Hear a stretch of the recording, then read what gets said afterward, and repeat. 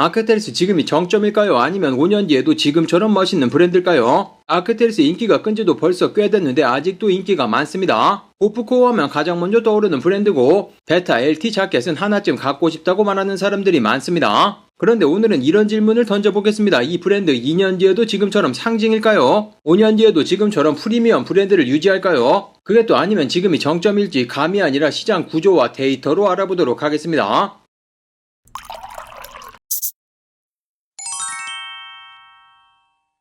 먼저 아크테리스를 파보려면 어떤 브랜드부터 알아야지 되는데 아크테리스는 1989년 캐나다에서 시작된 브랜드. 처음에는 클라이밍 하네스를 만들던 그런 회사였습니다. 이 브랜드의 이름은 시조새에서 따왔고 시조새는 영어로 아키, 아프터릭스, 거기에서 이름을 따오게 됩니다. 진화의 상징이라는 그런 의미죠. 처음 만들 때 이 브랜드의 본질은 명확했습니다. 극한 환경에서 살아남는 장비, 고어텍스 쉘, 입체 패턴, 정밀한 테이핑, 그래서 비쌌고 그래서 납득이 됐습니다. 당연히 비싼 건 그 기술 때문이니까. 요게 아크테리스 프리미엄의 출발점이었습니다.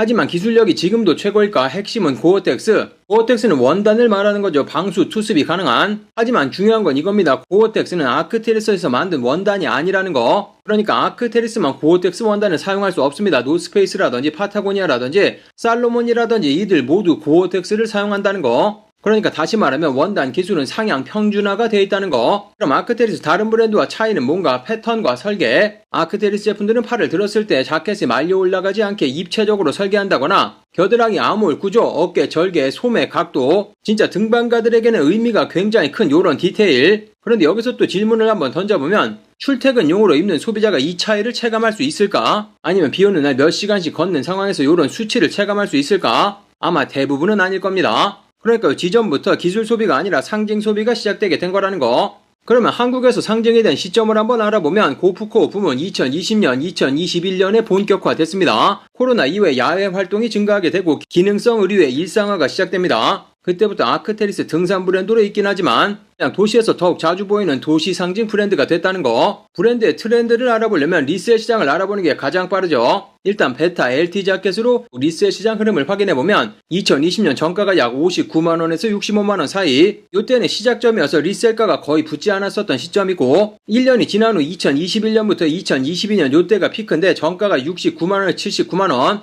일단 정가 자체도 조금 올랐지만 리셀가가 90만원에서 110만원, 일부 사이즈 같은 경우는 120만원까지 근접하게 되면서 정가 대비해서 20%에서 40% 프리미엄이 붙었던, 그러니까 이때가 진짜 명확한 과열 신호였다는 거. 2023년에서 2024년은 정가가 80만원대로 인상되었고 그 대신에 리셀 프리미엄 같은 경우는 굉장히 많이 축소됐습니다. 어떤 제품, 어떤 색상의 어떤 사이즈 같은 경우는 정가 이하에 거래되는 그런 제품들도 있었고, 그러니까 요거는 뭘 의미하게 되는 거냐면 상징은 유지되지만 과열은 확실히 꺾였다는 신호라는 거. 한국 사람들의 브랜드 평균 피로 주기를 한번 확인해보면 보통 3년에서 5년 정도 강하게 유지하게 되고 그때부터는 뚝뚝 떨어지게 되는데 캐나다 구스 제품 같은 경우는 2016년에서 2019년 때 폭발했었고 2020년 이후로는 조정되면서 인기 제품들은 정가로, 심지어 인기 제품이라고 하더라도 세일할 때도 만나볼 수 있는 브랜드가 됐고, 스톤 아일랜드 같은 경우도 2018년부터 2021년까지 굉장히 강했었고 2022년부터는 조정되면서 리셀 사이트에서는 거의 만나볼 수가 없는 제품이 됐죠. 마찬가지 수프림 같은 경우도 2015년, 2019년 굉장히 과열됐었는데 그 흐름을 바로 타고 아크테리스 2020년부터 시작돼서 지금은 4년 벌써 5년차 됐다는 거. 그러니까 현재는 완전 과열이 꺾인 그런 시점이라는 거. 그런데 또 아직도 찾으시는 분들이 많습니다. 왜 그런지 이유를 한번 확인해보면 첫 번째로는 기술적인 자산이 아직도 굉장히 강하고, 그리고 두 번째로는 도시화 전략이 성공하게 됩니다. 아크테리스 베일런스 라인업을 출시하면서 기존의 제품보다 살짝 럭셔리하게 도시에서 입을 수 있는 옷을 만들었는데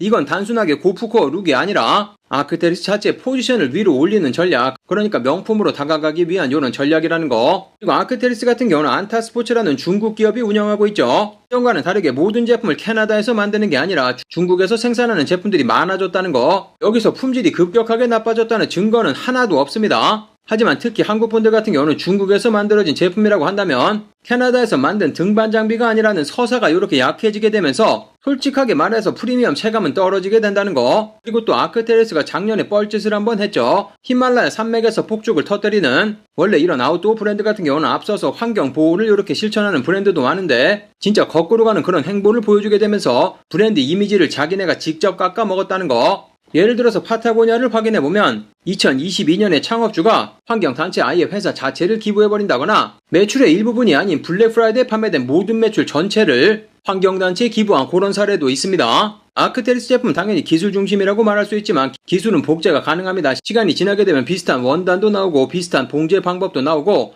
하지만 철학은 복제하기가 어렵습니다. 그럼 아직도 구입 안 하셨고 구입하려고 생각하시는 분들, 후회하실 분들이라고 한다면 고프코 유행 때문에 진짜 막차 타고 구입하신 그런 분들, 아니면 지금 구입해놓다가 나중에 올라갈까 해서 리셀 기대를 상승하고 구입하신 분들, 그리고 기능 위주의 이런 제품들은 기능은 거의 안 쓰는 그런 사람들, 이런 사람들이 구입하면 후회할 확률이 굉장히 높습니다. 그럼 처음 질문으로 돌아가서 5년 후 아크테리스가 사라질까? 솔직히 아크테리스가 사라질 확률은 굉장히 낮습니다. 당연히 기술력은 깎아먹는 게 아니기 때문에 기술력은 그대로 유지되고, 하지만 지금처럼 과열 상태가 이미 꺾인 상태이기 때문에 5년 뒤에도 그대로일 확률은 굉장히 낮습니다. 한국 평균 3년에서 5년 브랜드 피로 주기가 있고, 리셀 프리미엄이 이미 약화되었고, 안타스포츠가 확장 전략을 고집하면서 희소성이 낮아지게 되고, 그렇게 되면 상징은 또 조정되고 기능 브랜드로 안정화될 가능성이 높습니다. 그래서 마지막으로는 다시 묻겠습니다. 아크테리스는 기술 브랜드일까요? 아니면 상징의 브랜드일까요? 여러분들이 기술을 사고 있는 걸까요? 아니면 시조새 로고를 사고 있는 걸까요?